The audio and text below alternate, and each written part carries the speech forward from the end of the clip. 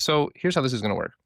There's things in life that you can't do, and you do it, and then it feels really good. Maybe you went to go like pass your driving test, and you failed. And they were like, you got to parallel park, and you were like, I literally have never parallel parked before. And then you just do a bad job. You don't get it, and you come back and you try again. They're like, sorry, you got a 6-month wait time now, and you come back and you try again, and this time you do it. That is a good feeling. You're like, holy shit, man, we overcame something today. I leveled up today. Exposure therapy packages this in a small dose, and you get a benefit from that every time you do it.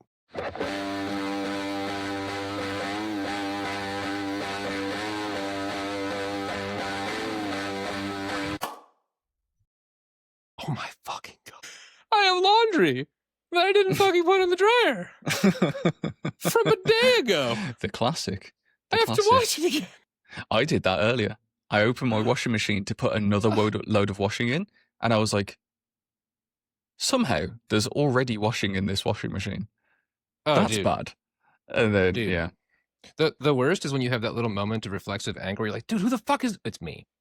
Yeah. It's me that's doing it. Yeah. It's I'm me. the one. I'm the problem. Yes. Welcome, folks, to another episode of the Zero Dot Podcast, where we know that when our chips are down, that's when we are strongest. I'm joined by my good friends John and Daniel. I am Sam. And gentlemen, it's been a week, hasn't it? It has been a week. It hasn't been less than a week, and we're recording this on a similar day. It's been an entire week. That's 100%. What I'm telling everyone right now. Absolutely. I have this thing where I try to say 100% at least 7 times to accommodate for the fact that we are in a week. So that's my first time I'm saying it. I'll say it more times throughout the session. There are like 2 things that I do every episode, other than saying A of all and B of all. Yeah, it's been good. How what are you about guys? G of all? We always skip G. I feel like G's the good one. Well, like the grading system happened, which is ironic because it started with G, but then with A, B, C, D, E, F, the end. And she was like, dog, like what's gonna... Well, G got some press though, because like G unit was a thing for a hot second, right. And like spending like a G, like grand, like 5 Gs is a speed. 5 Gs is another kind of speed for planes or fast plane. I don't know how fast planes go. How people in the chat who are Air Force talking about pilots, G's and like centripetal force and stuff like that, like space like stuff. G-force. G-force. So also G-force is a movie about hamsters. It is. Yeah, I didn't watch it, but I know that movie exists. G, one of my favorite strings on a piano, pervert. On a guitar. I do feel bad, I feel like there's a beef between me and the listeners now, and I hope that they can get the fuck over it. I wonder who created that beef. I don't know. Wasn't They're me. probably right though. Yeah. You know what? I'm gonna gaslight you. It was Sam. Sam started this. Sam, he came to me. And gaslight's another word starts with G. Just saying. Letter of the day: Ghost, gaslight, girl boss. Send it into the ether from whence it came. There's a better one: Ghost, gaslight, gatekeep. That's what you're supposed to do. Listeners, we don't have a war against the viewers, except for the viewers that John leads because he's a monster. But just so you know, we will rise above all of this, and we will be okay. Viewers, we also don't have a war against the listeners. We actually respect them, and we're glad they're here.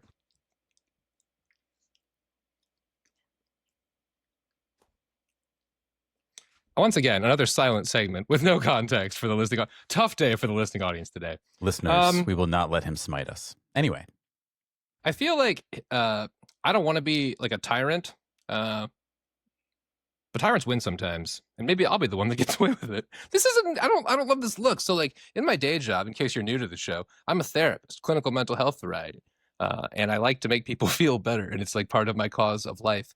And on this show, I want people to hear me but feel bad, but see me but feel good. It's a very complex agenda. This is this is a little lore for a day one. In any case.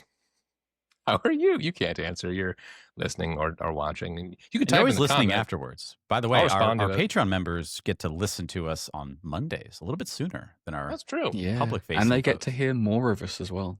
They do. They get more in-jokes. They get more insight. The insight might be terrible. It might be awful, but you get more of us, which is fantastic. Yeah. I like more of us personally, but you know what? You do you. As a general rule, if you ever hear us say a thing and you're like, that doesn't make any sense, assume it's an in-joke and not a mistake. Assume that there's like a lot of pre-existing lore and we meant to do it. We've never made a mistake ever on this show. We only say correct things, and you're either not in the know, as in you're not in our Patreon, or even if you're a Patreon member, which shout outs to you, and you're still like, I'm confused by that, trust me, there's some lore dump happening like 20 years from now, and it's going to all come together like some Avatar / Lord of the Rings synergy thing. You just got to listen to the entire expanded universe. It'll be a big payoff. It'll be a good time. Absolutely pay off. And then by that point, we'll shut everything down because we're not going to top that. The CDEU, Zero Dot Extended Universe. Yeah, Zero Dot Extended Universe. Oh, have we really jumped the shark this early? We're doing extended universe crap? My God. Yeah. We're going to get into like time travel and multiverses, all sorts of stuff. It's just... can we get a John played by Tobey Maguire in one of them? Please do that for Nicolas Cage. Oh my God. Oh yeah. I will say, no offense to Tobey Maguire, I think he's a phenomenal actor. I think Nick Cage can do a better John than Tobey can. That is a compliment to me at the very least. For those of you who don't know, I love Nick Cage more than I love most things. Not my dog. My dog ekes him out by a tiny bit, but not by a lot. Hot take. I think Marvel should have like taken a hard ass break after not Endgame. After Endgame, mate, that is that's freezing cold tray of ice cubes take. I agree with that take. At least on this show. At least on this show. I just really think like, okay, that was such a beautiful, wonderful moment. Stop making stuff for a while. Like literally let us take a break from it. Let you take a break. Everything was going to that moment. One of the hardest things has been trying to watch any of that stuff. Some of it's good. Some of it is, but it's been like, okay, what's the point? What are the stakes now? Wait, we literally had an end of universe stake situation. You want me to care about this? Like, it's tough. It's just tough. Yeah, it needed a break.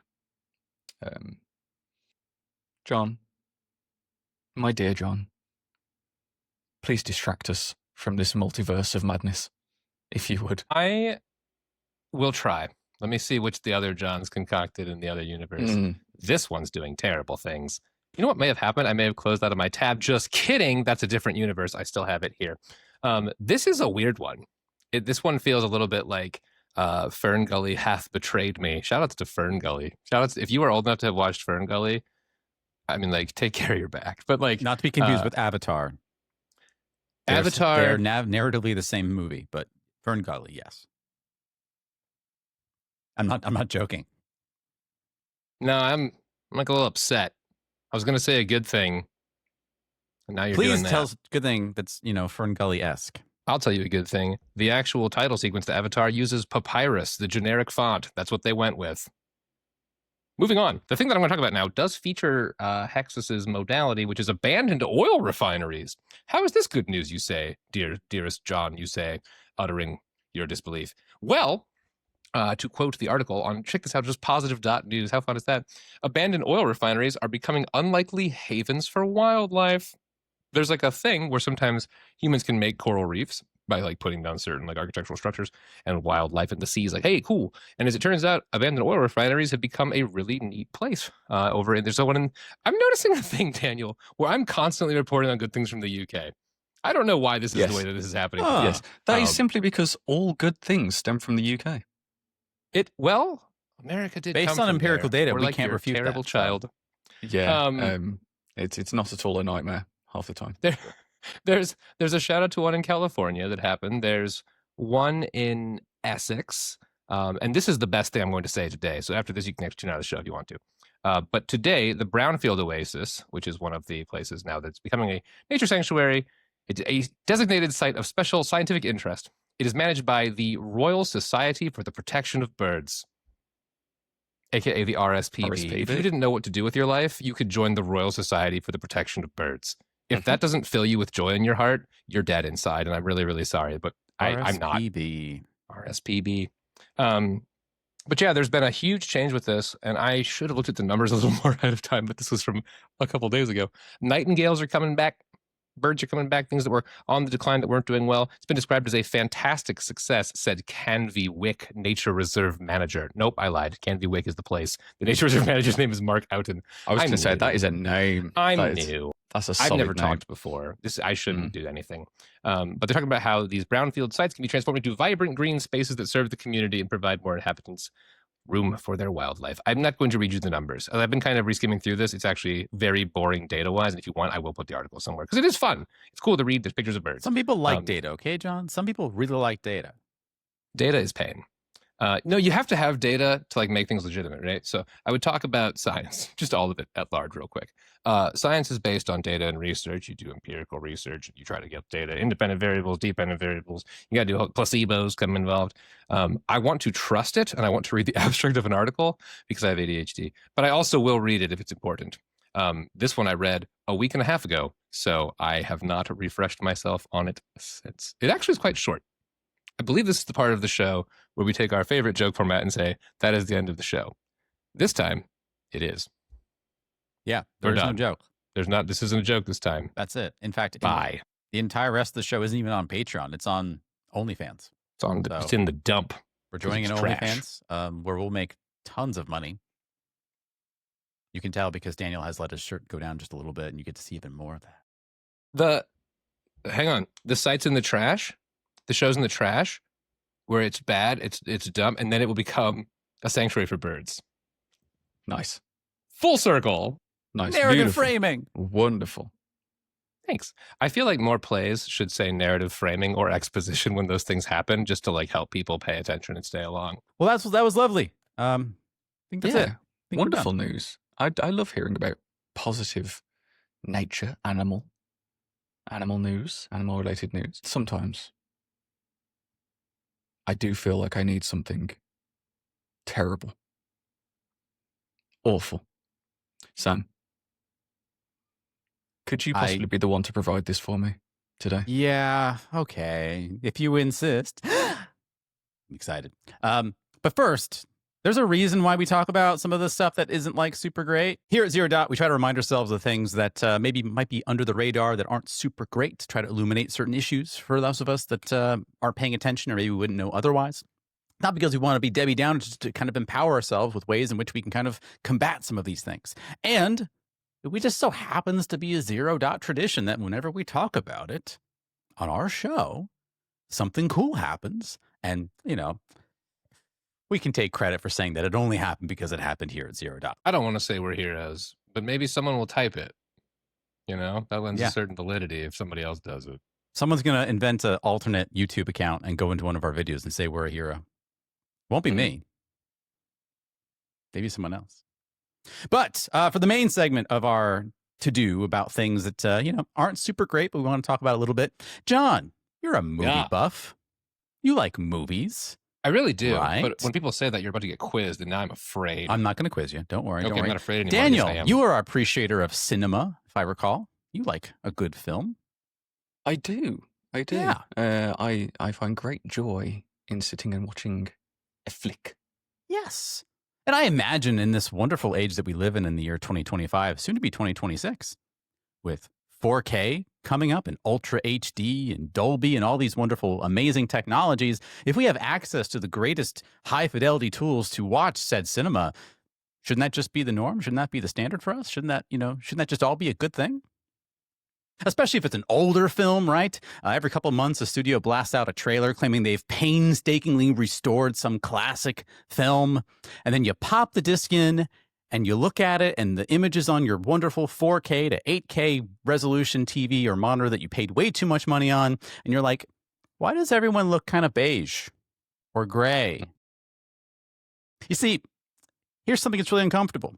A lot of Blu-ray releases and 4K remasters that are coming out right now are actually, if you look at it, somewhat of a downgrade in two different ways. We're seeing flatter colors. We're also seeing missing surround mixes. To give you an example, one of my favorite films of all time, which is going to surprise some people. I'm not the biggest anime fan, but I love the Cowboy Bebop movie, the Cowboy Bebop animated film. It's actually, it's a movie. It takes place in between one of the episodes, I think it's between episode 22 and 23 of the show. It's a great movie. John, I own that on DVD and Blu-ray. My DVD version of the movie has 5.1 surround sound. My Blu-ray upscaled Criterion Edition version has stereo sound. They just put stereo into that release of the movie. So, even though I thought I was getting a 4K, wonderful, amazing release of this movie, I'm getting a worse sound mix. And you know how important the soundtrack is in Cowboy Bebop. It's like, I want that full 5.1 experience. The soul of the show. Seriously. And I have a 5.1. I have a 7.1 system in my home. So I definitely feel like I'm being robbed in that way. But not just that. We've all seen The Matrix, right? We know The Matrix, the first one. By the way, they only ever made one movie, just the first Matrix. Agreed. Right? Don't look into this. There's only one. There's only one. Don't fact check us. Don't go into Wikipedia. Don't check your source. There's only been one version of that movie. You might remember that they released like an upscaled Criterion 4K release of that. Well, if you check that out and you compare it to, say, one of the older DVD releases of it, you might remember that The Matrix had a very specific greenish, pukish hue to the earlier scenes of the film, the first 45 minutes of the film, especially to paint this image of like what it's like to be plugged in this fake mirage world. No. But if you check out the 4K release, it's mostly gray and clean and white and black, and not white and black, but it's desaturated. So I was being cute earlier when I was talking about movies. Like I'm actually like a super awful. I was one credit shy of a film minor, but like it was like an aesthetic choice. It was like, we're doing this to paint a picture that this world is synthetic. So when you go into the second world, spoilers for The Matrix, by the way, it's not real. They're like, oh, look, now it's like this grimy future thing. Also, like Keanu Reeves naked in a poop pod. That's pretty fun. Right. But the main thing was that you were like, oh, that texture it's kind of a psychological signal. They're in the computer world. That's fucking dumb. That's like taking Superman's cape off to make it look cleaner. I'm sure you know this, John, you probably as well. That sickly green hue that's in a lot of films, it actually sends a biological signal to us that something is wrong. Like it actually, for whatever reason, the color green in that way, it tells us, wait, something's not quite right. So that was intentional, right? So those are just two examples, John and Daniel. But apparently there's thousands of these examples where we have Criterion collections or like upscalings, or they delist the DVD version. You can't find them anymore. And you have to pick up some other version that's available. It's supposed to be better, but you're actually getting a far worse experience. Even the Cowboy Bebop television show, not the movies anymore, the TV show, the original DVD releases, they had a stereo mix to them and had this really nice echoey sound to certain effects and things that I recall very vividly. Like when they'd be in a hallway in a tunnel, they'd be speaking, there'd be an echoey sound. My friend got the 4K Blu-ray of the remastering of it. They got rid of that. It's all gone. Like all the stuff that was considered an imperfection, they got rid of it. And now when they're in a hallway running and screaming at each other, you don't hear that hallway effect anymore. And there's thousands of these things. And it's really aggravating as someone who loves film. And it's aggravating to someone who I want to say to you, John or Daniel, to anyone that say, hey, what's a movie you recommend? Or hey, is this movie any good? I don't want to be the guy who's like, not that version. You just sound like an asshole, and it sounds like I'm gatekeeping, but I'm trying not to be. I'm just like, thankfully, this is not part of my spiel, but there has been an appeal lately to get the Star Wars original theatrical releases to be available, because as we know, for a long time, Disney/Lucasfilm was like, no, only the Lucas 15th updated version with a lot of CGI and, again, defiltering of things is available. But they are re-releasing that, thankfully, of course, for money. Of course, it's always for money. It's never not for money. So that's a nice thing. But I don't say this because I just want to be doom and gloom. There are resources people can go to that I was not fully aware of that exist, such as Blu-ray.com, The Digital Bits, High Def Digest, AVFS Forum and Home Theater Forums, and of course, Films at Home, which is a common YouTube reviewer site that checks out all these things and diagnoses when a release comes out to say, here are the changes, here are the problems, and they recommend alternative versions for that. So someone else can do that. So you do have some resources for that. And the best thing is, studios make these changes and they don't think people notice. People absolutely notice. Like, we now live in the age of the internet. Thank you, social media. Someone is going to point the shit out of this. And if you're a studio listening to us, which you probably aren't, but if you are, please know, if you try to slip something by the internet, if you haven't figured this out, it's 2025, they are going to catch you on this. And also, beyond all of that, if we go down the waters of piracy, I'm not advocating for anything, but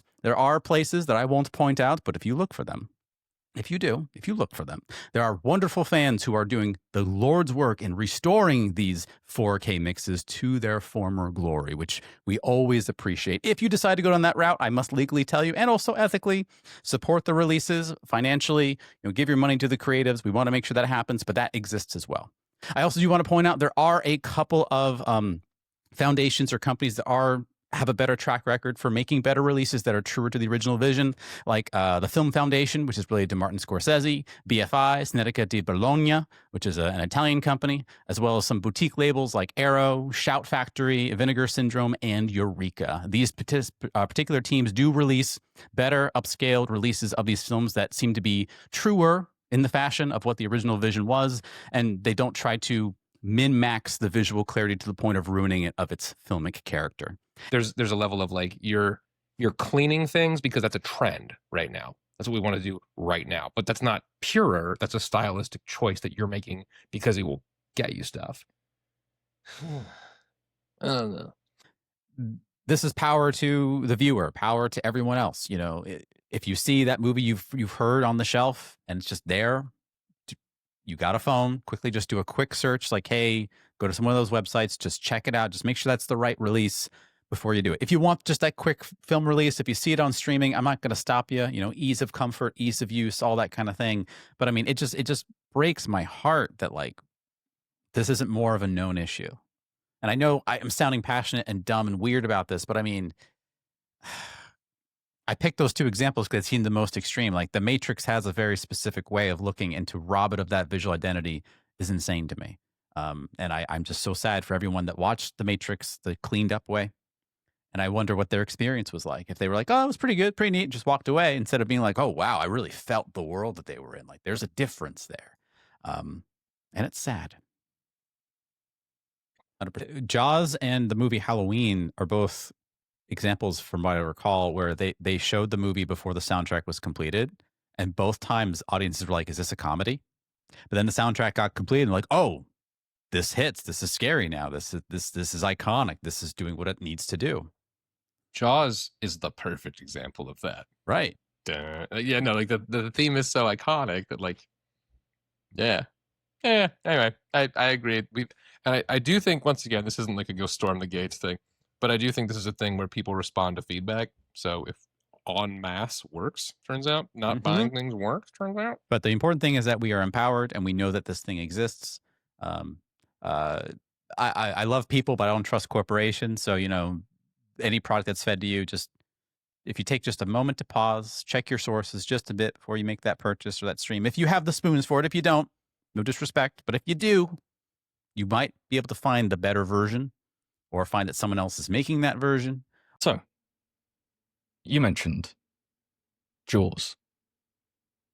Sharks. Scary, right? Scary. Really scary. I don't want to get myself started on sharks because I've got a whole thing about sharks, about how they are misrepresented as the villains of nature. However, moving on to our main topic for today. Scary things. You want to stay far away from them, right? Yeah. You don't want to get involved in all of that. You don't want to be involved in all of that. It's scary. It's bad. Hear me out. And I think both of you would probably have a lot to say about this topic. What if you were to say, just take a little bit of the scary at a time, and then gradually, over time, as you are exposed to this fear, maybe, or this bad thing, this negative thing that you perceive as bad, it might get a little bit better and easier to handle. Lads, gents, I would like for you to talk to me today and to our beautiful audience about exposure work / therapy. John, I'm so glad Daniel asked us about this question because I've been meaning to ask you about all the different kinds of things. I have a larger question I want to ask, but as someone who specializes in exposure therapy for your patients, as Daniel just pointed out, you know, why would I want to get close to the thing that causes me so much fear, so much anxiety, whatever? How could that possibly help me? Explain to me in ways that you understand, but maybe I don't, and our viewers or listeners, that's right, I'm listener biased today, might not comprehend the benefits of exposure therapy. What base it, line it down for me. How does it make sense for other people to start thinking that this isn't as bad as it sounds? So I would talk first to the listeners because you can't see me, as we've been previously established, courtesy of the definition of listing the modality you selected. I have been smiling for like a minute and a half straight ever since Daniel introduced the topic. This is like the passion of my life. This is like the only thing in the world professionally that gets me going. And that's not because other stuff isn't great in therapy, but like this is the thing, you know, creeping in. I'm not all the way to 20 years in the career, but I've been here for a while. And this really makes me, I love exposure therapy. So first thing I want to do is kind of bounce off of Sam's question here. And it's a really good question. And what the secret preface of the question is it's going off of the stereotype of exposure therapies. Exposure therapy gets a terrible rap because people don't know what it is. Thing the first is exposure therapy, when done poorly, is a disaster, and you shouldn't do it. I am certified by the IOCD. I'm an IOCD certified specialist to help treat people with OCD and anxiety in exposure therapy. And if you don't know how to do it, it doesn't work. It's a calibration thing. If you do exposure therapy, it should be exciting and it should be incredibly functional. So here's how this is going to work. There's things in life that you can't do, and you do it, and then it feels really good. Maybe you went to go like pass your driving test, and you failed. And they were like, you got to parallel park, and you were like, I literally have never parallel parked before. And then you just do a bad job. You don't get it. And you come back and you try again. They're like, sorry, you got a 6-month wait time now. And you come back and you try again. And this time you do it. That is a good feeling. You're like, holy shit, man. We overcame something today. I leveled up today. Exposure therapy packages this in a small dose, and you get a benefit from that every time you do it. The other reason that I like to talk about exposure therapy, and I'm going to maybe oversimplify this a tiny bit because I can't say the long form very well, but the gist of it is exposure therapy, as a definition, is it is poking your amygdala, part of your brain in charge of fight or flight, and it activates it. And it goes, uh-oh, we're in danger. As I probably said before, the amygdala can't learn from knowledge. A thing can be known to my brain as like, well, that's not dangerous. That's a movie. A movie can't hurt you. It can't emerge through the screen and hurt your body. It's just a horror movie. But your amygdala goes, that was a scary noise and it's dark and I have to be prepared for danger because I'm an amygdala. But if you watch lots of horror movies, eventually your brain's like, no, I don't care. You attune to it. It starts to become very normal. I'm talking right now. I'm going to talk for long form content. I talk for an hour at a time for all of my sessions. When I'm doing my job, I've talked in public speaking. I've run D&D campaigns. I love talking. I used to be shy. Isn't that fun? I was like a really shy person. And what happened was I had a speech class in 8th grade and I talked and they had us do a off the cuff about horses. Mine was horses. It was random topics for everybody. And I don't know, if you think I'm like a horse guy, like you swing and a miss. They have 4 legs. But what's happening here is the idea that like my brain had some data of like, I don't know what I'm doing. I put some stuff out there and my classmates didn't tear me down. They were just like, okay. Some of them laughed. Some of them were like, that's kind of fun. And my brain was like, oh, is this not dangerous? And then over the course of the speech class, I had other speech. I was in French classes at the same time. Je parle un peu de français. My mom's a French professor, so like that's why I kind of got it. But the point being, like, I was scared to do that too. I was a very shy, little anxious kid. And then you would do it. You talk in front of the class in French, and then you'd be like, oh, okay. And the brain starts to build this nice data set for it. To tie all this back together to the original question of like, why do people want to do this? Why do they not want to do this? They don't want to do it because if you gauge the difficulty of the exposure wrong, it's a fucking nightmare. If you are a kid and you have anxiety about public speaking, and I'm like, okay, go ahead and talk in front of these 400 people who will all judge you. It's like, we have too much. So, well, exposure therapy, fact. And somebody told me they went to a training recently and they didn't say this anymore, and that has me a little concerned. But there's like a window. Therapists love 1 to 10 scales. I'm sorry on behalf of therapists. We do this. We know. But on a 1 to 10 scale, the goal is you want an exposure goal to hit between like a 2 and a 4. Should never be like a 5 or a 6 or a 7 or an 8 or a 9 or a 10. There's a very classic thing where parent goes, I'm going to teach my kid to swim. And they throw the kid in the lake. And then the kid is, yeah, exactly, sink or swim. And then the kid starts to panic. I think they're going to die. And guess what? That kid just had a little teeny tiny trauma. Trauma by definition is exposure to a situation where you could potentially die. That's the textbook definition. Or your brain perceives it. Something, first responder disclosure piece, but exception piece. But the point being, that's too high and the amygdala freaks out, so it can't get used to it. When therapists say sit with something, what we're talking about is literally just being in existence with the stressor. So your amygdala goes, oh, okay, all right, okay. And then it regulates. If you have a good exposure therapist, or you have one whose ADHD isn't acting up that day, what they'll do at the start of the exposure is say, so like, where do you see yourself on a 1 to 10 right now on how stressed you're feeling? So my client says like 5. I'm like, okay, we don't necessarily have to do this. Maybe we find a slightly easier version of this. Now, some clients are like, I'm doing the 5, let's go. And if they do that, I'm like, all right, cool. But I give them the disclaimer. You do not get better benefits from exposure therapy for doing harder exposures. That's not a thing. It's not a thing. If you're like, I'm afraid of spiders and let spiders be all over me, doesn't actually make you get better faster than like looking at a spider on a screen, having a picture of a spider on your phone next to you while you're talking. Because what you want to do is just activate the amygdala and let it sit with that distress for a little bit. And then over time, it just kind of cools down, kind of calms down. And this is so amazing. This is one of my favorite parts of this is if you do that and you don't go back and undo, we can talk about that later. What will happen is you get 8 hours of that ongoing sustained amygdala activation.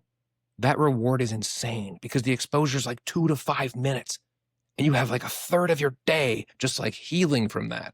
You know how good that reward on return is? If I could practice like a combo in a video game for 5 minutes and get like 8 hours of being better at that combo, not a thing. Not a return you can get. If I put $5 in and get like hundreds back to any system, this is amazing.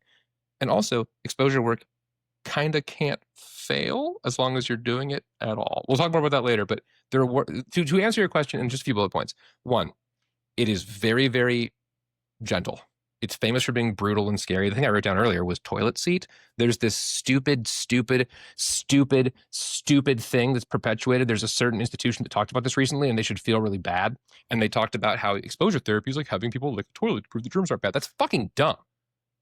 Nobody wants to lick a toilet. And if you do, and that's your thing, I'm not here to shame you. I'm not here to kink shame you, but yeah. As a form of exposure therapy, I wouldn't do that, right? Because if I have a germ phobia, I'm not like, what do I want to do with my life? Lick toilets? No, I want to shake hands with people. I want to eat at a restaurant. I want to play a video game without cleaning up my controller 3 times. It's not about doing weird shit to like face your fears like that's kind of dumb and frankly overkill. If I'm a person who's afraid of being in tight spaces, crawling into Nutty Putty Cave is just batshit insane. Like, don't do that. That's crazy. Start with an elevator. Ride it up and down twice. Go to a parked car. Sit in it, right? Like, the goal should always be a 2 to 3 or maybe 4. Somebody recently said 4 to 6, and I have beef with that because 6 is too high. But that's the goal. Is it should make you feel like a champion. You handled a thing. And as an aside, and I'm trying to want to say this because I don't want to speak for other therapists out there.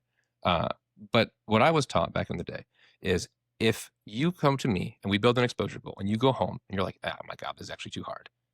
When you come back and tell me that, my job is to say, that's my bad. We didn't build it right. That's okay. My fault. It's not your fault. You cannot do an exposure goal. That's not a knock on you. That's a healthy assessment of this was actually too hard. And the other beautiful thing about exposure that I really, really like is you can't do too small of a goal. The worst case is you're going to get less than optimal benefit. That's still good. That's still good. Okay, I will keep ranting, so I would stop there. Sam, does that answer your question? It does. So I want to keep leading us on. So, I mean, there's a lot of tangential benefits. It's not as scary as a lot of people might think it is. If you're doing it right, the therapist hopefully knows that any amount of exposure, even if it's not quote unquote optimal, which I don't like that word at all, but let's pretend that we know what that word means in this context, that's all it is. You're still gaining some kind of benefit. So you describe the amygdala. The limbic brain is this part of the brain that reacts first, then thinks about it, and then we rationalize it. The limbic brain reacts, and the limbic brain's job is to protect you. That's all it's trying to do. So when you have this intense emotional reaction, positive or negative, fight or flight, as we might say, it's there to protect you. So what you're talking about with trauma, someone is now having a protective barrier. Their limbic brain is trying to protect them. I'm bringing this all up because people feel like it's their fault. People feel like it's their fault that they are holding on to this trauma. It's their fault that I'm so sensitive to this. And what do you have to say about that, John? Not at all. And I would talk about a couple of things, right? So the fight or flight systems, there's the 4 Fs. The 4 Fs are as follows: fight, flight, the 2 famous ones. Then you got freeze, then you have fawn, which I think is kind of a forced word, but it had to be an F. To go into those ever so briefly: fight, obvious, this is a stressor, I'm going to kill the stressor. Flight, that's a big stressor and I need to get away from it. Freeze is, you just like, and freeze also isn't just like, squirrel mode, like freeze. It's also like, just don't offend it. Just don't make it mad. Just kind of go inside yourself. Just really small. I've done work with people on trauma before. Frankly, I've done with just exposure before, and they just like lock up. And that was a sign that we did a little too hard of a goal. Because what's happening there is their brain's just like, I'm not okay. And then finally, of course, the fawn is befriend the stressor and make sure that it likes you so it doesn't kill you. You see this less commonly, but it's a thing. You see it a lot of times in people who are children of narcissists or otherwise have been emotionally abused, because there's a level of like, I can't ever stop this from happening, so I can at least make it not be as mad at me. The reason that, and Sam's question is a really good one, And the reason I think he asked it is because I want to help kind of crowbar off that guilt and shame. Super fast reminder, guilt's a behavioral motivator. Guilt should help you change your behavior. You can do something. Guilt's cool because it stops. Guilt, I don't know. I called Sam a big poop butt earlier, and he was like, that hurt my feelings. I'm like, oh shit, man, I'm sorry about that. Problem solved. We got over it, right? Shame is like, you're an idiot for doing that, and you're bad. And with trauma, sometimes shame goes in there, and you'll hear, this is, oh man, it breaks my fucking heart to say this, but I've had people I've worked with and people that I'm close with in my personal life go into a place, start to get panicky, feel their anxiety, and go, I'm too much. I'm too much. No, you're not. What's happening is your brain is telling you that you're bad because it's trying to go, it's kind of a freezy fawny combination of like, just be small, don't be seen, don't make this worse. A lot of this comes from a thing called the double bind, which I'll talk about every time it ever comes up. Double bind is when you get, okay, choice A, choice A is going to go pretty bad. We're going to get yelled at and we're going to be foolish. And we're going to lose resources. Choice B, we're going to get yelled at and lose resources. And that feels terrible. And if you keep putting children, specifically young minds that are developing into this position, bad stuff happens. One fun fact, and by fun I mean kind of scary fact, is it increases the likelihood of schizophrenia. Because your brain is now, it's struggling to feel like it can figure problems out. And it starts to find ways to, anyway, I'll come to that another time. But the point being, you are not responsible for your brain and the things that it auto-generates. It's going to give you all kinds of thoughts that are bananas, and it's going to give you all kinds of reactions that are involuntary. A bit of a vulnerable thing that I would share with you, dear viewer/listener, is I've had some kind of fucked up shit happen in my life.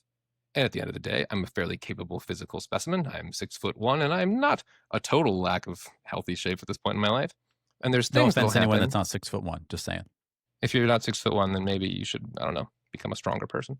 No. And you should also view the show, not listen. I have a lot of agendas. I'm sorry. No, you're great. You're fine. Height doesn't matter. Nothing matters. But the thing that I want to get to is like, I've done a couple of relatively physically impressive tasks. Like I've handled some business in my day. Not a lot. I'm not like a badass hero, but like I can deal with a thing. I've physically saved my own life on more than one occasion. And yet, when person who's been driving for 20 plus years, I live in Minnesota, by the way, in case you haven't talked about that before. It snows here a lot. I'll be driving a car and I'll feel the tires like start to like slippy slidey. And my brain will freak the fuck out. And I want you to know, it's not when I'm on the highway going 70. It's like I'm parking in a coffee store. Like it's fine. Like there's literally no danger. But what my brain goes is, remember that time you were a kid and you didn't have a cell phone and you got stuck at the bottom of a hill and you couldn't go home and the car ran out of gas and you didn't know what to do? And people came and then they didn't help you and you were stuck and you started to freeze? Like that messed me up. And everybody's got a couple of those, right? So when I feel that, and once again, I have AAA, I have a phone, I'm actually totally safe. It's also a parking lot. It's like 2 p.m. It doesn't matter. It's fine. But my brain doesn't know that because he is a monkey from the past and he just wants to go like, we're going to fucking die. Do something. And in that moment, you can't reason with him because the amygdala, I'm kind of making this up, like the amygdala that could be reasoned with died. Because if the tiger came, it's like, I'm going to eat you. And you were just like, maybe don't. He would just do it. So at this point in time, when it goes off, because you're a smart person, will go, I can think my way through this. You kind of can't. What you can do is go, oh, I'm activated. Yeah. I'm currently impacted by this. Yeah. It's impacting my perception. This may not be as bad as it feels. But you can't be like, well, it's not real. Just true. I'm fine. And people who say that you can do that have not been there. And if that's a bit of a gauntlet thrown down, cool. I'm ready to fight that fight. Not like a mean way. I just like, I have science about this. Like amygdalas don't listen to reason. They listen to reactions. They're very good in the clutch. Yeah. Mm-hmm. You need them in the clutch. Yeah. But it's not your fault. It's not your fault. And also, once again, exposure things, you notice I wasn't smiling, I talk about this. It's reversible. You can heal from this. People who've had the worst traumas, like terrible shit that they've gone through, are able to come back and live entirely full lives by recalibrating their brains effectively like danger monitoring system, and things that felt so threatening before can start to be totally fine. I think that I would talk about really quick within this, and then I'll shut up. Is perhaps you've noticed that I have a beard. As previously mentioned, I'm a relatively tall individual. I can be a physically triggering presence for somebody, even though I'm a big old sweetheart. Some people will talk to me and they will get scared, and I'm like, what's going on? And they can struggle to say, you are a man who looks like a person that hurt me once. And it's not their fault. And it's not my fault that I'm the shape and size that I am. I try to be a fun little silly guy, but at the same time, there's just a level of like, it's a biological instant reaction. However, if you talk to me on a sustained basis, you will find out that I am kind of like a harmless dork, and you're brain will biologically realize that a little slower than it might. It's like cognitively realize that, which is why, last piece of exposure therapy lore for now, if you engage with exposure therapy, this is the recommended modality, literally every day if possible. We know daily goals are very hard, but you do it for 2 minutes. You sit with the distressor at a 2 to 3 out of 10 for 2 to 5 minutes. You're going to make things that you never thought you could do be possible. And people who are housebound that drive for a living now, you can come back from anything. It's amazing. Exposure therapy rules if done correctly. All right. End of answer. Sorry for rambling. No, it's good. As you explained that to me, and you kind of talking about the benefits and how anyone can benefit, and almost no trauma is unsalvageable. We can get you back into places you've never been to. I think about what people's coping strategies have been, either in spite of or not, or because they don't know about exposure therapy, or they've never even tried. Like, for instance, one of the most common ones I see, this coping strategy that people do is actually something that the workforce celebrates. Like, companies love if you have this particular ism. I'm going to say what it is in just a moment. They reward you for it. They give you monetary gain for it. They promote you for it. They think this is just truly the remarkable, trait for people to have. Yet I know that if someone has this particular trait, it's a response to trauma, and it's perfectionism, like perfectionism to the nth degree. Now, before I go on, I'm not at all describing someone who just has an attention to detail. That's beautiful. That's lovely. We need that. I'm talking about the person that everything has to literally be perfect before I finish sending it off. This is a response to trauma.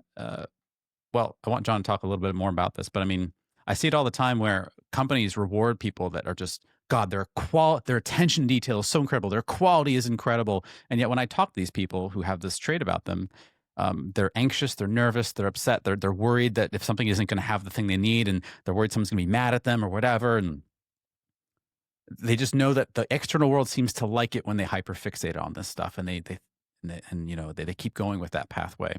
And I try to tell them, hey, look, the teams that I manage, like, if anyone on my team has perfectionism or I see those tendencies, I want to pay special attention to you, and I want to give whatever way that I can, because I'm not a therapist. I'm not licensed to do this. I would never try to be an exposure therapist of any kind, because I'm not qualified to do it. But give you the opportunity to know that, hey, man, that thing that everyone else is celebrating, I'm not quite celebrating that, because I want you to be healthy. I want you to know that if you ship out that thing and it's not quite perfect, that's okay. I got your back. I'll take care of it. You're fine. I want you to, I'd rather it be 85% good. And then you have a healthy life, and I'm not going to come down on you. But I mean, this stuff hits deep, John. People with these tendencies, I mean, literally just sending a brief note of like, hey, can we make this one quick little tweak? They go, oh my gosh, I failed. I should have been perfect. I should have done this everything in the exact way I should have done. And I'm like, oh, geez, I just want to give you a big hug, but legally I can't do that because we work together. So I think about that quite a bit. And I wonder what you say to people that have been coping without this. Really, really excellent point. I would validate too, perfectionism is one of those things you say during job interviews. Like, well, I'm a perfectionist. I got to do things to the max, because it's one of those kind of good answers. And once again, I want to validate what you said too, that if somebody's like, I just really give a shit about this, I just work really hard at it, that's not perfectionism. That's just you caring about your stuff. That's pretty cool. Perfectionism is the first of the things that I will be talking about today, called safety-seeking behaviors. A safety-seeking behavior has a really nice name, solid marketing from that company, but it's things that are meant to make you feel okay, which doesn't sound bad, but here's why it's kind of tricky with the amygdala. The amygdala, when it's anxious, especially for anxious people, especially people with OCD, it goes, I can't feel anxious. Feeling anxious means we're going to die. We have to put this fire out. We can't risk this. We're going to fucking die. But the secret is, you take risks literally constantly. I'm currently in a building made by people, drinking in products made by people. I'm going to go get in a car later and drive to see a friend. I could get hit by a car. This could be poison. This building could collapse. My friends here could dox me and sell my personal information to people on the internet. Like, terrible shit could always happen. Have. Ah, dang it. On the one hand, it's taken care of now. But the other thing is, like, what you can do is you can take those risks and accept them. And frankly, when you don't think about it, you mostly can without even any duress. As a person who's been driving since he was 16, and I'm way older than 16 now, 38. I don't like think about it. I just get in the car and I'm like, all right, check your left, check your right, do your whole turning thing, turn signal, get some gas, this is our stop. Like, it's just very boring and mundane to me. But when I first started driving, and this is true, I was 15, had my permit, And I backed down the driveway and I bumped into a trash can. No harm, no foul. Trash can fell over. And I was like, fuck this. I got out of the car and I was like, I'm just going to ride a motorcycle. I'm not doing this. This is too fucking scary. And I just couldn't do it, which is hilarious because I drive all the time. It's not a problem. The difference is that me had one sample size of driving and it was he ran into a thing on his first time. What an absolute moron. You're fucked. You can't do this. But as I've done it and done it and done it and done it and done it and done it and done it and done it and done it and done it. Heck, come on, camera, it's fun. It kind of like loses its scariness. You build your self-efficacy through prior data. Like, look at all the times I've done it. So now I know I'm reasonably going to be effective at doing it. Yeah. Love efficacy in this house. All of exposure work is related to efficacy, which we'll talk about later. But I was talking about perfectionism. So Sam brought up a couple of really good examples I wanted to kind of go a little further into. And these are also examples of actual exposure work I do with people. One of these things is emails. If you have a job, you probably have sent an email. You probably received an email. And usually it's a pretty boring thing. I get a bunch every day and I go click, click, click, respond to this one, respond to that one, delete that one, whatever. But if you're sending one and your brain's like, this person is in charge of our job. If they don't think we're doing a good enough job, they can fire us. If they fire us, we'll lose our money. And if we lose our money, we die. The brain amygdala goes really, really fast. And it's like, make the email good or we die. Like it just skips a whole bunch of steps. And now your body physically feels like you're going to die if you do this wrong. And that's the thing that I want to defend people with anxiety about was like, it does feel that bad. Like you're not just like, oh, well, I'm uncomfy. No, you're like terrified. So what I'll have people do, and if you're like at home, you're like, this is too hard. That's okay. Like we can do easier ones. But I'll have people send an email like to their boss. And they'll be like, okay, cool. We'll get you the Johnson account report on Monday. And you don't put a period after Monday. Or you put a period for Monday and you don't capitalize Monday. And this person goes, I can't do this. And I'll tell you, the number of people I've had get fired over this is only like 43 or so. No, it's zero. It's none. No one's ever been fired over this. In fact, I think I've never had a person have it get mentioned to them. Another one that I had somebody do the other year, time is very slippery to me, is I had that person go on social media and I had them just like tweet like a letter. I had them roll, like effectively I had like a 26-sided die. I mean, it's not real, it's a computer. But they picked a letter from there and they just like tweeted that letter. And they were like, I'm going to die. Like it just felt really bad. But the number of people who responded to it were like, I don't know, they're like, what? And it was like 2 people, like nobody cares. And that's the thing is it's not that we're, okay, all right. Hello, dear observer of this show. I got to be really intentional with this one because this is actually really like kind of a nuanced take. If I, as your therapist, friend, ally, buddy, podcast guy, human, am telling you, so don't worry, it's not going to happen, I'm doing you a massive disservice. Because what I'll end up doing is routing you right back to perfectionism and saying, as long as you do the best a person can possibly do, no one can be mad at you, you won't experience consequences. What I want to help your brain begin to accept, both logically and exposure-wise, is the idea that it will probably be fine. And not because the actual thing is fine, but because you can live with the risk. I really like being alive. I really like it. I like it so much. I have this mango orange spindrift. Feel free to sponsor a spindrift if you want. It's so tasty. I'm going to go play a tabletop role-playing game later. I won't tell you which one it is, but there's 2 Ds involved. I'm pretty excited about that. It's going to be a lot of fun. See my friends. I think we're eating maybe some tacos.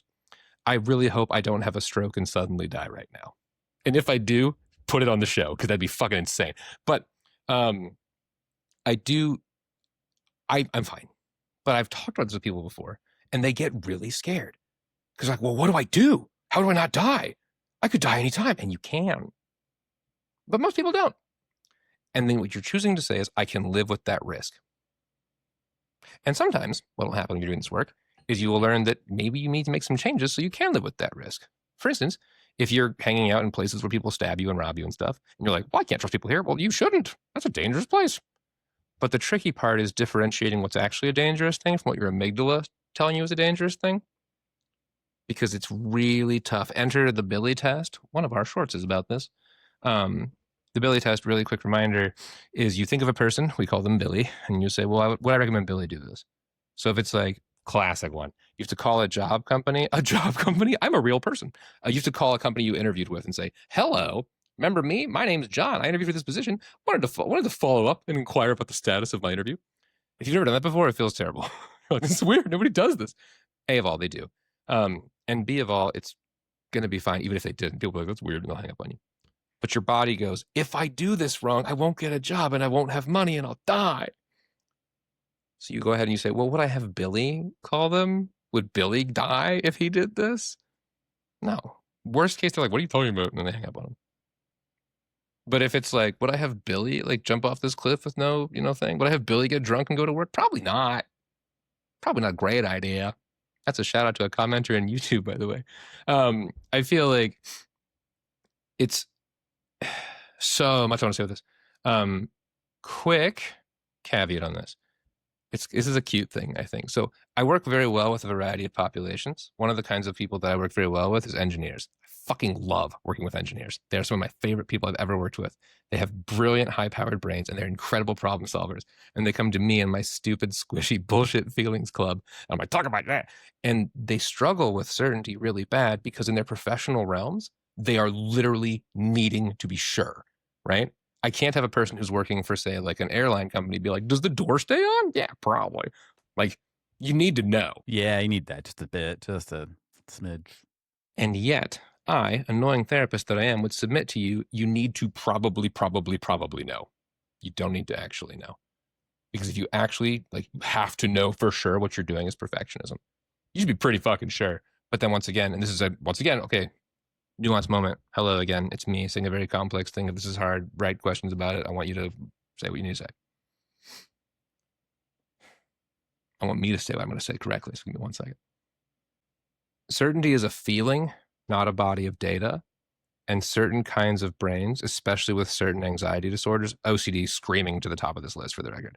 Generalized anxiety disorder, any like anxiety disorder, way up here on this list, will say, oh, but we can't feel certain about this. And that's really frustrating. That's the point of exposure work, is you become able to feel certain more about things because they don't fire off the scary death juice from your amygdala as much. The other thing is you can gauge tests a la with the Billy test and go like, okay, but I think people can be certain with this. Not fun me fact, I'm afraid of flying. There's some lore in my family. A member of my family, he's my grandpa, he's dead, he doesn't care. He was a pilot. No, he didn't die from being a pilot, but he was flying. And he had my dad in the plane, my dad was a little boy. And the plane lost power mid-air. And they're just like free falling. And my dad's a child. And he tells me this story because he didn't die, he's fine. But like little me was like, oh no, like that's a terrible thing. And I inherited this fear of flying. I don't think my dad was afraid of flying. I think my dad, I don't know, maybe exposure to something. But like I just didn't fly very often. I think the first time I ever flew was like 19. So when I go to a plane to this day, my brain's like, we're going to die. Like it just immediately goes right to the terror stuff and I can feel it. And what really helps me is to look at how bored the airline people are. Because they're always just like, you've never seen a person being like, put your seatbelt, here's the thing. And they're not like, and if they are, get off the plane, because that's not okay. But for the grand majority, they're like, here you go, do this thing. And they're so chill. The other passengers, with the exception of maybe the 1 or 2 other anxious ones, are just like trying to find their seat and it's too uncomfortable. Everyone's bored, which is a really good gauge for me that maybe my anxiety is going crazy about this. And it's actually okay. And as you kind of accumulate experience, like Sam was talking about earlier with the self-efficacy piece. So like recently, I had the best night. I went out for some new friends with sushi. With sushi, we ate the sushi. We tricked the sushi into going, we killed it and ate it. But on the way there, my brain was like, what if they hate you? What if they're like, this guy sucks and he can't be our friend? He's a big, stupid idiot. Because I didn't know some of the people. And spoiler alert, I had a great time. We're buddies now. It worked out. Hooray. And I knew that it would. I've been talking for my whole life. I'm generally a pretty good conversationalist. It was set to be a good experience. I knew some people there who already liked me, right? But my brain was like, well, what if you felt really scared about it? Boop. And then I started to feel scared. I did an audio journal in my car, hands-free, don't worry. And I was like talking it out loud. I remember being like, this is annoying because my body is afraid of this and I know it will be okay. So sometimes even when you have data that's like, you can do it, your amygdala will go and it'll be scary, but you can go, you're a fucking amygdala though. You're not me. I can take this risk. The risk in this case being like, they'll be like, you suck, you have to leave. That would be awful. I would feel really bad, but I can take that risk. So last rant, and then I will stop. If you feel like you can't take that risk and it's from an exposure therapy standpoint, cool, we should move down. We shouldn't do that hard of a thing. And that's okay. Something that I think people feel bad about, and I want to heal this, I want to take this from them, is they'll say, I should be further along than this. That's a garbage narrative. I didn't make that up for you. An insurance company might have. They might have said you only have X sessions to get Y progress, which for the record is absolutely garbage and not made for therapists who are doing that. I have a lot of takes about this. They're very spicy. But progress comes at the speed that it comes, right? Perhaps if you do X, Y, and Z, you could go a little faster. Great, cool. That's not relevant. And if you listened really carefully there, you might have heard it was perfectionism, because it was. The fastest progress possible is perfect. You don't have to do that. Sustainable trumps perfection every single time. Small exposures work. So that is the end. No, there's one last piece. I say that like 3 times in a row. I'm a devious liar and I apologize. But it's about the engineers from before. I wanted to address this. This is so cute. This is so fun. I love this so much. I'll work with these people who finish college at the top of their class. They're genuinely elite. They have fancy degrees from fancy places, and they're going to go work at a fancy job and make pretty damn good money. And they start going there, and they have a really friendly manager, and they have great senior people around who are teaching them. And then they have a project from a big fancy name company. I don't know, like your Microsofts, your Boeings, your whatever, like something like a big thing. And then the company's like, we'll need the prototype by Tuesday. And they're like, we just got this project last week. We can't possibly do this. What's going to happen? And they have this reflexive inward, I'm not good enough. And then they learn about business because that's not what happens at all. What happens is you go, oh my gosh, we're so sorry. We hope to get you that by this time. And there's this whole soft skill set that these people who are really amazing in their fields have to learn by getting hit in the face with it, because they're like, but they keep saying to do this. And you don't do this. You do what you can do, and you accept those consequences. Yeah. Because that's all you can do, and it's okay. And I also want to just like low-key normalize everybody who goes into business is on this ride at some point. I've been on that ride. You need to get your numbers up, John. Okay, I'll try. And as soon as you're doing that value coordinate effort, you're doing enough. And that's not me being cheesy. That's me telling your amygdala there is, and this is true, there's no benefit in psyching yourself up unless you have to physically fight or physically run from something. You do not need extra athletic prowess to handle anything at work. Anxiety is not helping you. The notion of, I should be more worried about this, inherently wrong. Inherently wrong. Worrying serves no purpose. Worrying gets you amped to do combat stuff. If we're not doing combat stuff, it's literally not good for you at all. Also, to my business people, it is a recurring theme. People are taught this, so they do it all the time, so don't feel bad. Project managers often make projections that they are only 60% confident they'll make. They're only 60% confident. So when a projection fails because of a deadline you didn't sign up for, because you had to deliver on something, it's their job to do the song and dance of apologizing to the external customer. And that's part of their training. It's what they do. So yeah, don't feel bad about that either. And I would add on that, because it's totally insane, but yeah, it is insane. It is insane. There's it's a accidentally occurring phenomenon you see all the time. And I'm sure, Sam, you've seen this before, where people who are younger in the field will see the people who are older in the field, hear the scary data, and they're like fine, when they're just like chilling. And the young people's like, oh, why are they confident about this? We are not going to be able to do that at all. Am I dumb? And we go back and we reflect on ourselves. And what I would offer, and this is like a way too broad way to say this is a institutionalized macro work culture. This is like, well, we have to swing for the fences and promise perfection because that's what we do. That's not what actually happens, though. It's all just smoke and mirrors. And this is true across every field. I brought up engineering, right? But like, one of the cool parts of my job, frankly, one of the coolest parts of being a therapist is all of your worries about like, well, what does everybody else do? Am I normal? You get to learn that. I know so many people on a close level, and we're all the same. We're all different. We all have our own unique idiosyncrasies and all kinds of fun stuff. But like, everybody's trying. Nobody knows what they're doing. They all kind of do. And frankly, they all kind of really do, just not to the degree that they expect to, because that degree is perfect. Yeah. Well, John, I was going to ask you another one question, but you kind of ended on such a beautiful note. I think it's important that we reflect on this. You brought up business, and you brought up this theme of like, sometimes the brain over engineers things, not by any fault of anything, but we do a good job of that. And I'd like to end our note by reminding ourselves of the fisherman and the businessman story. Are you familiar with this one? It's an old tale. Can't say that I am. Let me just recite it for everyone. There was once a businessman who was sitting by the beach in a small Brazilian village. And as he sat, he saw a Brazilian fisherman rowing a small boat towards the shore, having caught quite a few big fish. The businessman was impressed and asked the fisherman, "How long does it take you to catch so many fish?" The fisherman replied, "Oh, just a short while." "Oh, then why don't you stay longer in the sea and catch even more?" The businessman was astonished. "There's enough to feed my whole family," the fisherman said. The businessman then said, "So, what do you do for the rest of the day?" And the fisherman replied, "Well, I usually wake up early in the morning and go out to sea and catch a few fish, then go back and play with my kids. In the afternoon, I take a nap with my wife, and evening comes, I join my buddies in the village for a drink. We play guitar, sing, dance throughout the night." The businessman offered a suggestion to the fisherman. "I'm a PhD in business management. I could help you to become a more successful person. From now on, you should spend more time at sea and try to catch as many fish as possible. When you have saved enough money, you could buy a bigger boat and catch even more fish. Soon, you'll be able to afford to buy more boats to set up your own company, your own production plant for canned food and distribution network." The fisherman continues, "And after that?" The businessman laughs heartily and says, "After that, you can live like a king in your own house. And when the time is right, you can go public and float your shares in the stock exchange, and you'll be rich." And the fisherman asks, "And after that?" The businessman says, "Well, after that, you can finally retire. You can move to a house by the fishing village, wake up early in the morning, catch a few fish, then return home to play with the kids, have a nice afternoon nap with your wife. And when evening comes, you can join your buddies for a drink and play the guitar, sing and dance throughout the night." The fisherman was puzzled. "Isn't that what I'm already doing?" That's a good one. That's a good one. We have a really good propensity of over-engineering things. We have a really good propensity of making people rush, hurry up and wait for no reason. So anyone feeling anxiety about anything they're going through, I hear you and I see you.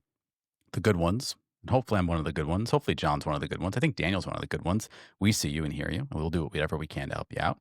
But if exposure therapy is something that you want to explore, there are wonderful professionals that can help you out with that. I'm excited by the fact that it exists. John? I do a quick plug on this, right? So quick shout out to the homies who are therapists that are watching this. If you are not included in this group, please know that I adore you and respect you, and I'm not knocking you. That's not a thing, okay?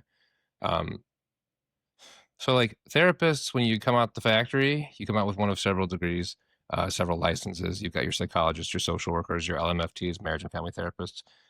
You've got your counselors, which are the best one, just in case we need to pause on that. And then there's a couple other things too. There's different tiers of licensure in different states. We talk about how to find a therapist that's right for you another time. It's actually really a pain in the ass because it's different like names per state. But the point being, what you want to look for is someone who is trained in ERP if you're looking for exposure work. Erotic role play. Yeah. I was hoping someone would take that chance. The therapist community and the terrible internet acronym community are 100% the same. So Venn diagram's just one circle. Yeah. I personally do ERP and CBT. Take a moment. Note that I do those professionally. So what they are in my case is exposure and response prevention, which is what we talked about today. And there is more to say on this for the record. So maybe we'll do a little more of that later. And cognitive behavioral therapy, which is just like fucking therapy at this point. It's kind of the gold standard. I also do acceptance and commitment therapy, aka ACT, which you really should be trained in if you're gonna do ERP, just to be honest with you. It's like a huge part of accepting what you can't do. Like, anyway, but the main thing I want to get to you is you want someone who's trained in ERP. Now, I have a personal bias that I think the best ERP training available comes from IOCD. So you want somebody who has an IOCD certification after their name. And this is, okay, I feel like I'm slightly inflammatory with this. I really don't want to be, but I also just care about people. So if you go to somebody and you're doing exposure therapy and you're leaving feeling scared more often than not, that's not exposure therapy. If someone doesn't have a certification from IOCD, frankly, they could be so good at it, but you're kind of chancing it.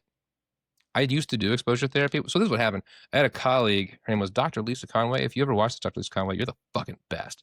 Lisa Conway shaped my life. She rules. She is one of the best therapists I've ever met. But she was like, "I'm abandoning you." And I was like, "Rude." And then she gave me a ton of her case. So I was like, a little less rude. "What do you do?" And she was like, "Oh, I treat mostly OCD." And I was like, "Okay, I'm new. How does that work?" And she gave me a very quick rundown on this. And I did okay. I did fine. And then I got the training at her suggestion, and I did much better because having the knowledge of how to do this and formulate these treatment plans is a big fucking deal. And I think that if you have had bad exposure therapy experiences, I want to first of all validate, I'm sorry. That sucks. That happens. People who don't calibrate this well, it can be kind of shitty. But exposure therapy should feel, in my opinion, lightly heroic. You should feel like you're going on a little bit of a quest and you're knocking some shit out, and then you're a little bit stronger afterward.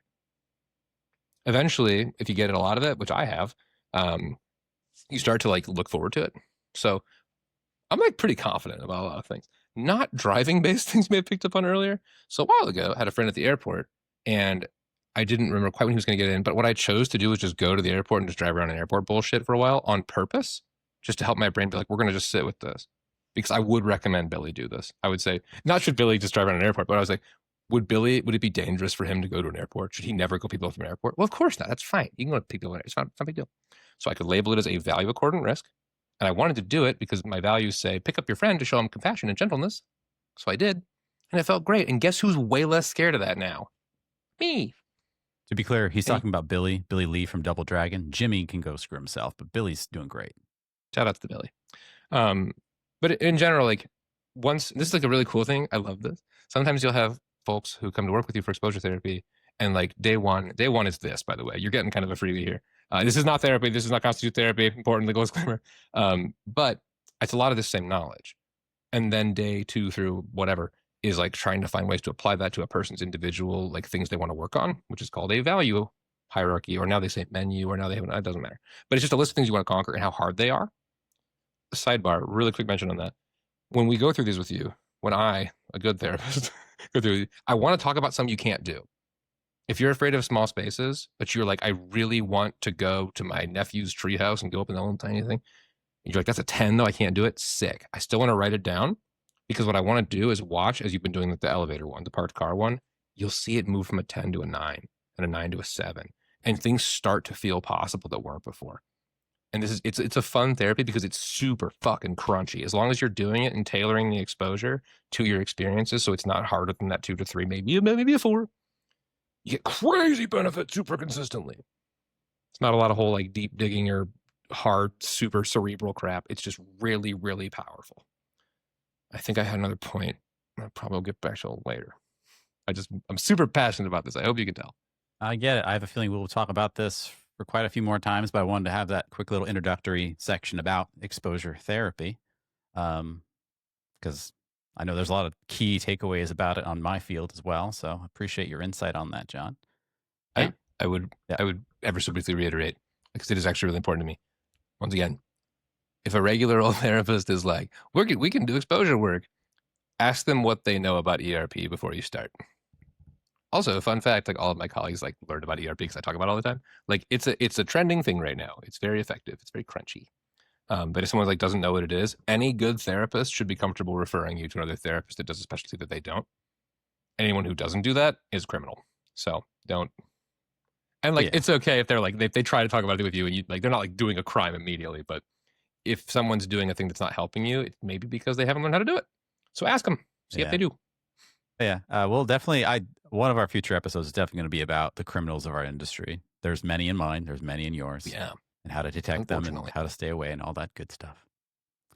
But Daniel, what do you got for us? Since we just did a nice little seg into that. Oh, I want to play a little game. All right.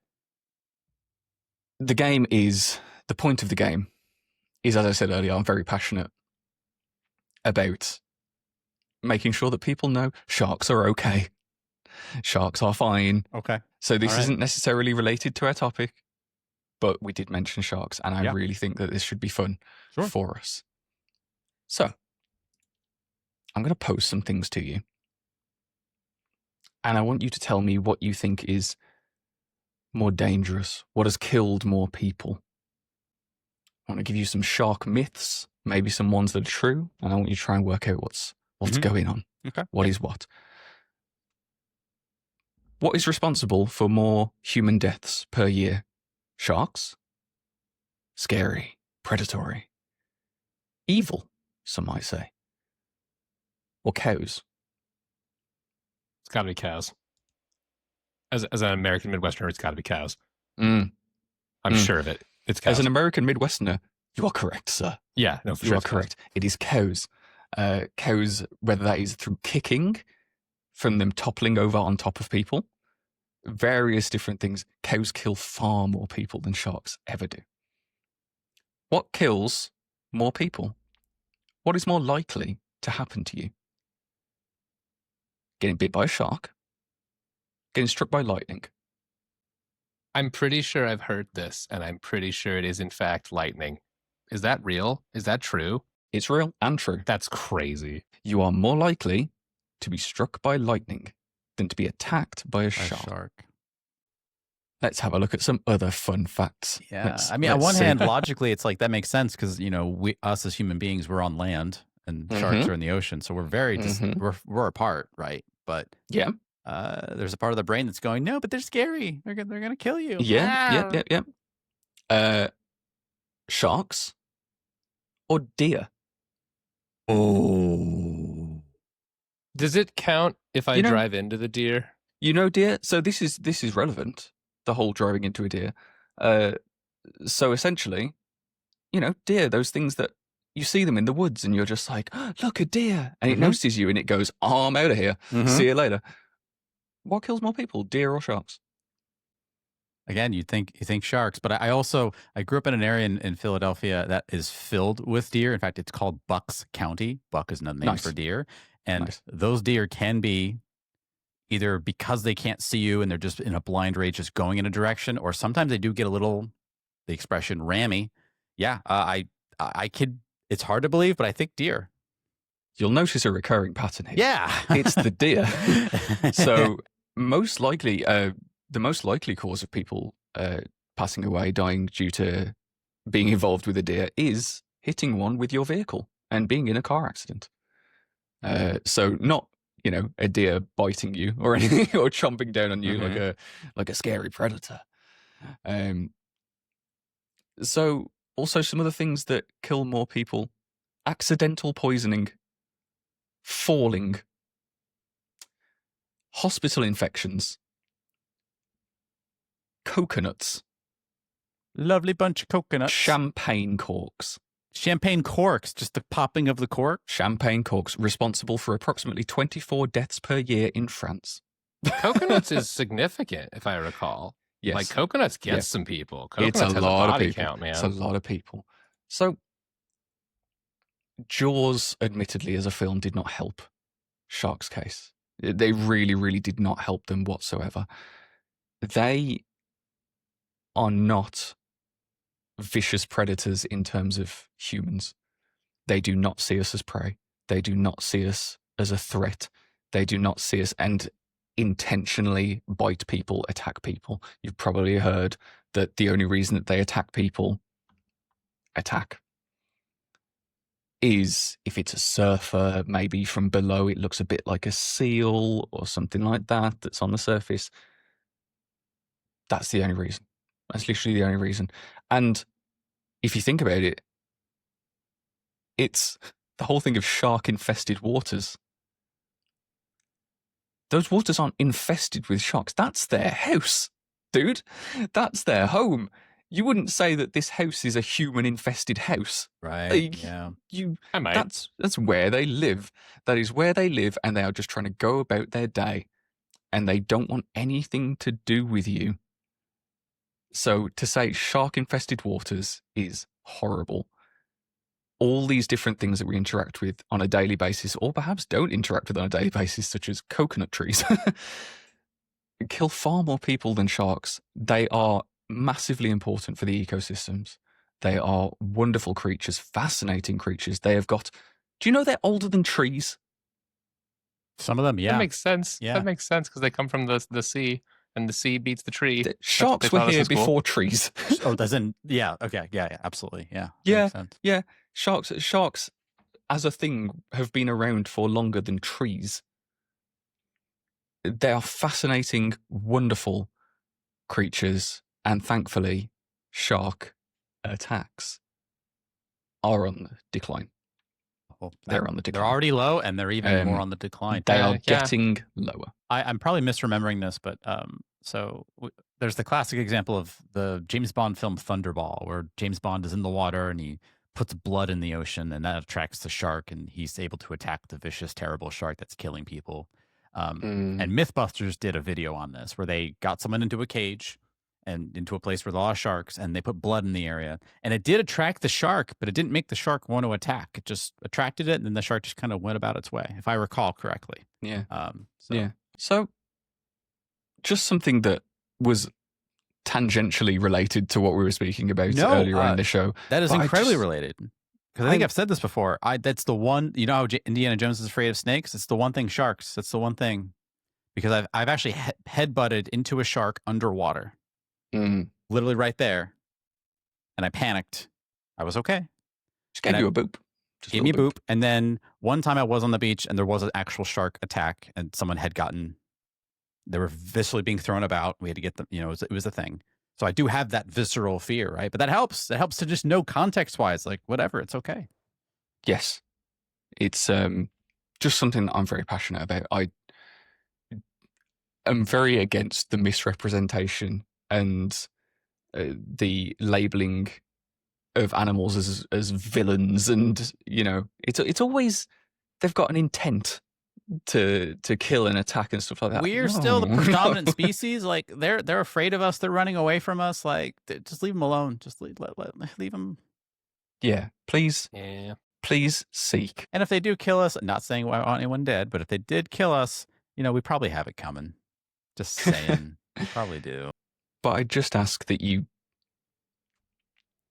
seek to understand not only animals that are misrepresented, but anything that you think may have been sensationalized a little bit too much.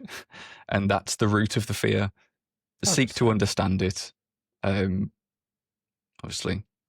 just wanted to put that out there, put some good shark vibes out there. I appreciate that. And it's not even Shark Week. Look at me. Look at me making my own Shark Week. Look at Europe making your own Shark Week. It's always Shark Week for some people. So, oh, man. I'm here to for celebrate. Me, it's Shark Year every year. I love those guys. That's awesome. I just wanted to draw attention, viewer, listener, you already know this, but the way that Daniel says shark is great. It makes me feel so happy about sharks. If sharks were said by a British person more often, I'd be less afraid of them. That's just a fact. They just sound great when they're said that way. So. All right, folks. Well, that's been our show this week here at the Zero Dot Podcast. It's been a pleasure having you. Hopefully you had the pleasure of, you know, listening to us in your ear holes, you know, speaking only as an advocate for the listeners, not the viewers. You can find us on the zero.podcast.com. You can also find us where podcasts are streamed. They're all over the place. And Amazon, Apple, YouTube, our RSS feed. No, our RSS feed. You got it. Got it in one. Got it in one. Got it in Nailed one. it. And we'll see you next time. Hopefully there's no sharks in your waters. Or if they are, give them a hug. They deserve it. Yeah. Bye-bye.